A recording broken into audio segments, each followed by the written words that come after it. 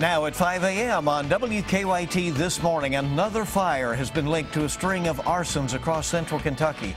You'll be hearing from a woman who is concerned that her home could be next. Just ahead. The names of 6 fallen Kentucky police officers will be added to a national memorial in Washington, D.C. More on the motor squad that will escort the 6 families coming up.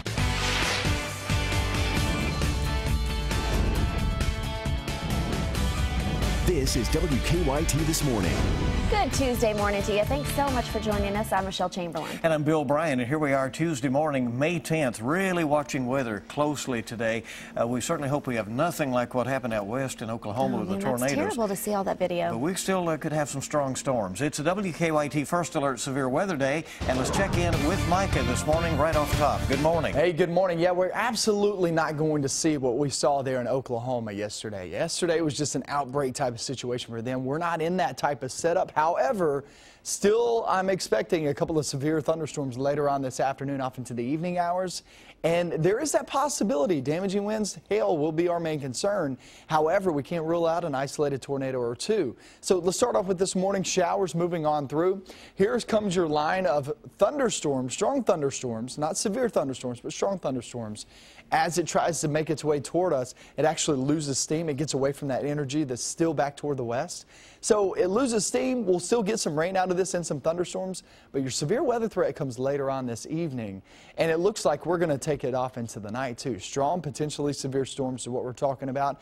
And we are going to focus mainly on today and the next couple of days because now through Thursday, looks pretty wet and pretty stormy, too. I'm going to have that coming up in just about 10 minutes. And we'll see you then. Thank you. This morning, the NAACP is planning to hold a rally right in front of Lexington Catholic High School. The rally comes after some recent race-related issues at the school. WKYT's Mike Byer is at Lexington Catholic with more on the upcoming rally. Good morning, Mike. Good morning, Michelle. Leaders from the NAACP announced late last night that they will hold a rally outside of Lexington Catholic High School at 9 this morning.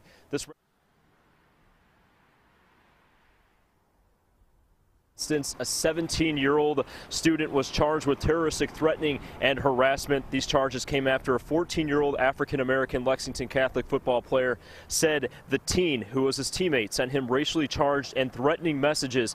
In a news release from the NAACP, they say they met twice with the Bishop of the Roman Catholic Diocese of Lexington. The NAACP says those meetings haven't led to any changes in the school's culture. Last week, Lexington Catholic High School leaders said they were working with local and national diversity experts. A spokesperson from the school told us late last night that the school was unaware the rally had been planned. Now, we've reached out to the school for further comment, but so far have not heard back at this time. Once again, that rally is set for 9 a.m. this morning. Live in Lexington, Mike Byer, WKYT. All right, Mike, thank you. Another fire has been connected to a string of burglaries and arsons across central Kentucky. In the last 2 weeks, 6 homes in rural areas have been damaged or destroyed. The latest fire happened yesterday morning on Jacks Creek Road in Madison County. That's just north of Richmond. Police have connected it to arsons in Fayette, Jessamine, Scott, and Garrett counties. These crimes have many people who live in rural areas asking what they can do to protect their homes. I mean, it's crazy that you just can't leave your house unless you, somebody could just literally just burn your house down. It is not just homeowners who need to be aware. Fire departments are also on high alert. The Whitehall Volunteer Fire Department is bringing in extra firefighters on weekdays. State police say they met with several police and fire departments yesterday to share notes on the fires and try to pull together resources. They hope they will find whoever's responsible soon. This weekend, the names of 6 fallen Kentucky police officers will be added to the National Law Enforcement Officers Memorial in Washington, D.C. Families of all 6 officers are expected to attend the ceremony, and a motor squad from Kentucky will escort them. One officer is asking for your help to make sure that motor squad can pay for the trip. These fellows, they escort them everywhere they go. They work hard for the week they're up there, and it's just not right that they have to pay out of their pocket for them doing this work. Now we have a link to the fundraising site on WKYT.com and the WKYT News app. Richmond police officer Daniel Ellis will be among the Kentuckians who will be honored at the memorial this weekend. Ellis was killed in the line of duty last November. Richmond police are planning to send 26 current officers to Washington, D.C., and they will leave tomorrow. They say they're glad the whole country will know about Officer Ellis's sacrifice. 60 years from now, I can go up there with maybe my kids or my grandkids, and I can say, hey, that's a hero right there. That was my friend, and he was a hero. Berea Police, EKU Police, and the Madison County Sheriff's Office will help cover emergency calls in Richmond while the group of officers is in Washington, D.C. Presidential candidate Hillary Clinton will be returning to Kentucky today. She is campaigning ahead of the Kentucky's primary, which is next week. Clinton will be at events in Lexington and Louisville. WKYT's Mark Barber is live from the Family Care Center off of Red Mile Road, where Clinton will be this afternoon. Good morning, Mark. Good morning, Michelle. During Hillary Clinton's visit to Kentucky last week, she focused heavily on jobs and improving conditions and opportunities in the workplace. And we expect that will continue to be the main topic of conversation when she meets with young working families here at the Red Mile this afternoon. The private meeting will start at 12:15 at the Family Care Center here. After Clinton speaks with Lexington families, she will head to the Family Health Center in Louisville for another private meeting with families at 3:45 this afternoon. Her first stop in the Commonwealth that will be open to the public is at 6:15 tomorrow evening at the Louisville Slugger Field. Former President Bill Clinton will also be returning to Kentucky this week to continue campaigning for his wife. He drew large crowds in Lexington, Moorhead, and Louisville last week when he talked about his wife's policies on education, job creation, and the coal industry. The details of his campaign stop yet have not been released at this time. Now, Bill and Hillary Clinton only have one more week to sway Kentucky voters. The Democratic primary is next Tuesday. Live in Lexington, Mark Barber, WKYT. All right, Mark, thank you very much. We love when we have happy updates to pass along to you. And this morning, we have a story that we brought you first back in March. When we first introduced you to Ashley Grills of Georgetown, she was 30 weeks pregnant with her first child and was fighting ovarian cancer. She was undergoing chemo and would finish right before the birth of her little girl. We're very happy to report this morning that Ashley gave birth to Caroline May back on April 29th, and she shared these pictures of her newborn with us. Mom and daughter are doing fine. Ashley is done with chemo now, and in 4 weeks she will have her first set of scans to see if the cancer is gone. I hope for continued improvement, and what a lovely little baby, huh? Yeah, it's great to hear. Such a beautiful baby. Yeah. Look at her. WKYT this morning, just getting started. 5:07 is our time this morning. At least 2 people are dead after tornadoes touched down in Oklahoma. We'll have more on storms that laid waste to the Midwest when we come back on WKYT this morning. We're looking at our own chance at strong to severe thunderstorms as we get a line forming back toward the west. The actual severe threat is actually behind that. We got a long ways to go. I'm going to show you that in your forecast coming up next.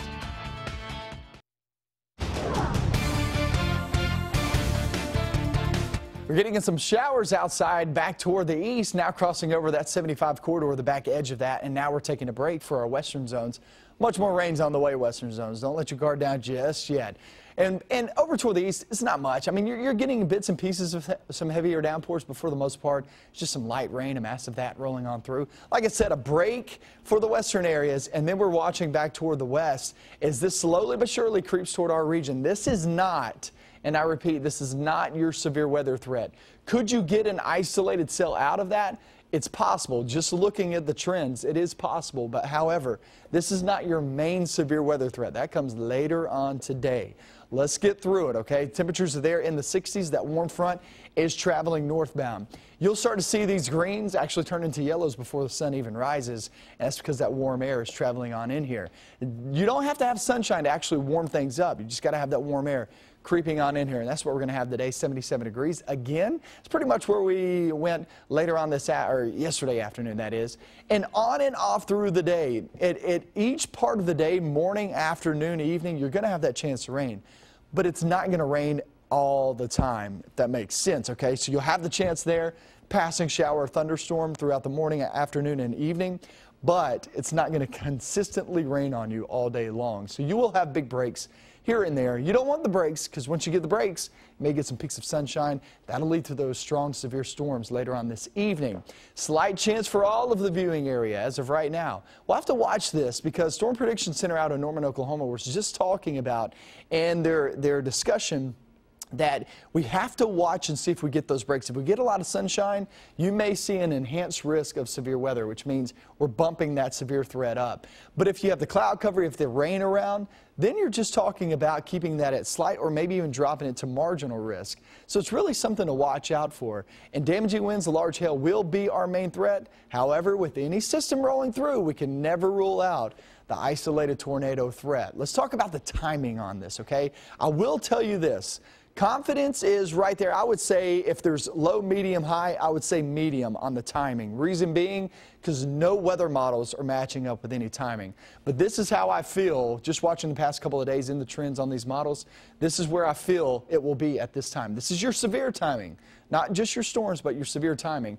4 p.m. to 7 p.m. back toward the northwest, 71 corridor. 7 p.m. to about 10 p.m., guys, we're going to be seeing that across northern zones, central zones, and southwestern zones. And then 10 p.m.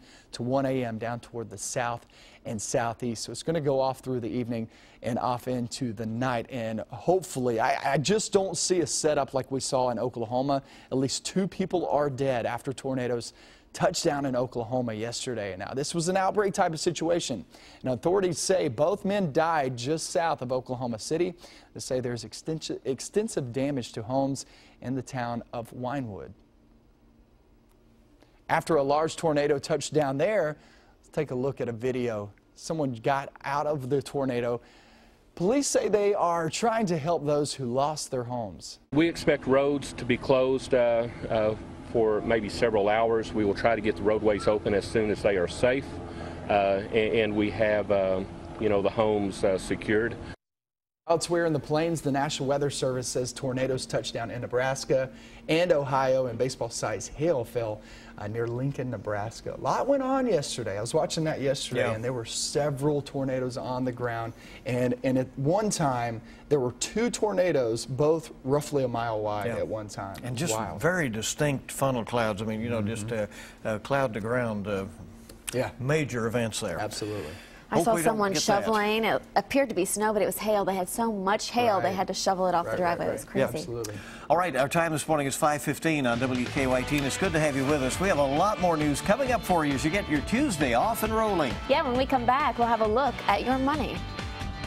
JCPenney brings a new kind of product to its stores and a job opening at Buckingham Palace. I'm Brooke Silva-Braga in New York. That and more coming up in your CBS Money Watch report.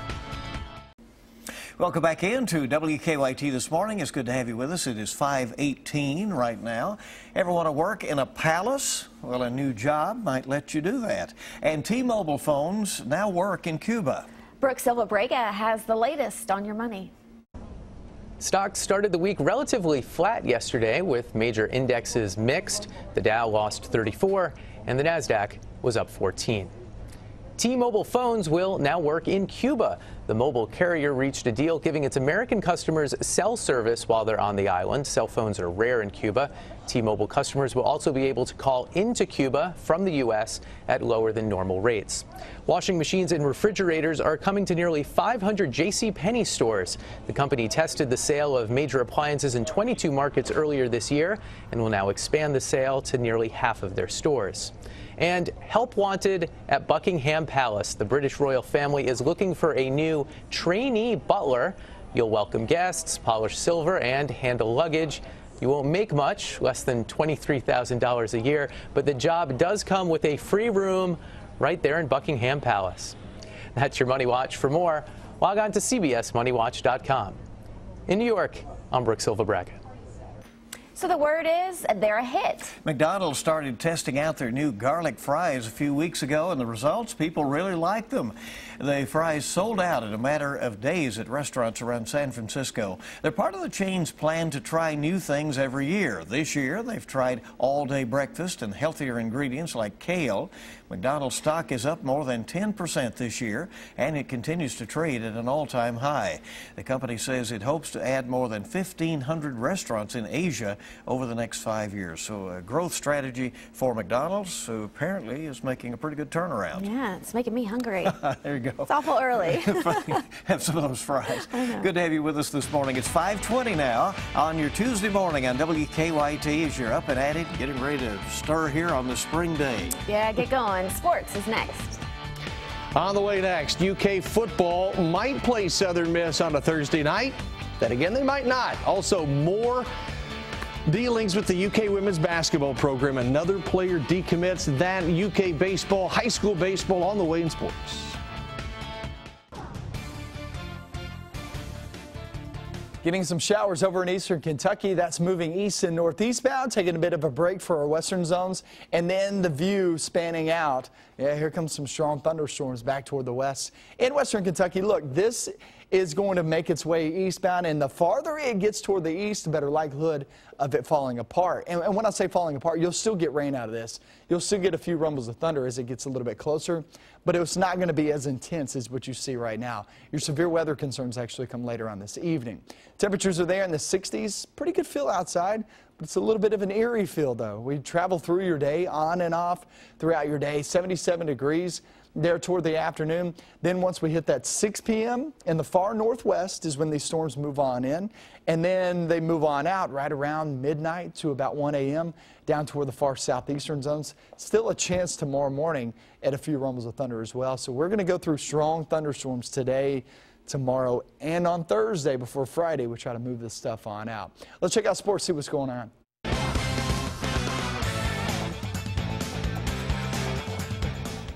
A beat writer for the Hattiesburg, Mississippi newspaper tweeting yesterday he was being told Kentucky's season opener with Southern Miss would be moved to a Thursday night. UK is saying there's no truth to that report. There's not been any change yet. The game has been set for Saturday, September the 3rd. A source does tell WKYT no decision has been made, but that moving the game is an option and there is some interest. Well, the turnover continues for the UK women's basketball program. Four-star Bullet East guard Lindsay Duvall has reopened her commitment, according to multiple reports. Duvall's father telling the Courier-Journal the recent defections in the UK program is the reason for the decommitment, but she has not eliminated UK as a possible college destination. Duvall is the third recruit to decommit since the end of the season. UK freshman closer Sean Jelly is the co-freshman of the week in the SEC after his stellar relief effort against South Carolina. Jelly went 4 innings of relief in the 9th, 10th, 11th, and 12th innings, shutting out the 7th-ranked Gamecocks over that span. Emotionally, he said he felt like he just won the SEC title. That's what it felt like. It was a really big moment for us, and we needed that. And I think before Rex hit that home run to tie it, South Carolina felt they had a little bit of momentum in their favor, and then it was kind of back and forth. And so I think that was a big momentum boost for us. It was a big momentum boost for me, for sure. I needed that to get out of it, and it was a great team win. UK plays 25th ranked Indiana tonight over Lafayette. 5th ranked Madison Central against the Generals, bottom of the first. McKinley Sewell entices Jake Abbott to hit into the 6-4-3 double play inning over into the second. 2 outs, runners on the corners. My neighbor, Kyle Browning, grounds to third, but the throw to first is wild, and now here we go. A run scores. Browning breaks for second. Logan Holland, who was at first, gets to third. The throw to get him goes wild, ricochets away. That allows Holland to come on down, and Browning never stopped running. He scores on the play. Lafayette wins it 8-4, your final. That is a look at sports. Have a great day.